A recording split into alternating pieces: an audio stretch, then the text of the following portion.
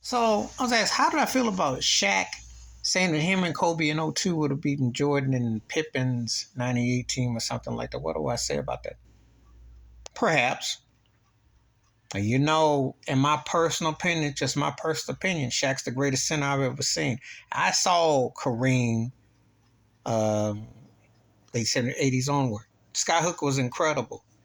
But there's no way in the world he could have messed with no Shaquille O'Neal in his prime and his peak, especially when Shaq had the right coach and the right system. And remember, Shaquille O'Neal never got to play with an Oscar Robinson or a Magic Johnson setting up. Because he said that Luke Walton was the first time he had a guard who was somebody who actually threw the rock to him in the right place. He never played with a true point guard. Think about that.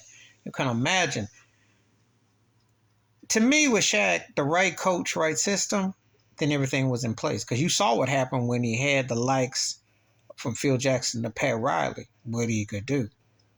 There's no way that gets stopped by Chicago, especially if he's got the right coach. Now, Phil Jackson used to employ the three-headed monster against him. Now, you ask, obviously, Scottie Pippen is the wild card because Jordan and Kobe going to cancel each other out. If everybody's all in maturation, Jordan takes the smarter shots. But Kobe will be a handful out there in the perimeter. But Scottie Pippen, Scotty's the only one of the guys, and I will give him this. For his versatility, what he could do, you could team him up with Shaq. That would have been a scary duo. You team him up with Kobe, that would have been scary. Because he has versatility as being, and he's one of the greatest side men ever. And I mean, not only in sports, but maybe in any form of entertainment. Because you talk about playing the side role, Scotty played the side role as great as anybody.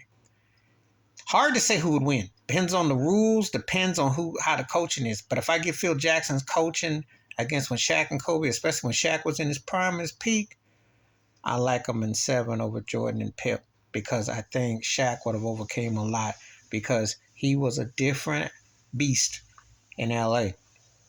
And when he had the right system, he was different. Now, I ain't taking away from Jordan, but Jordan would have been something else. But Jordan never had to go against a prime peak center like that. That would have been interesting, especially with the coaching, the styling, and what goes on. That was a different situation. So it would have been interesting.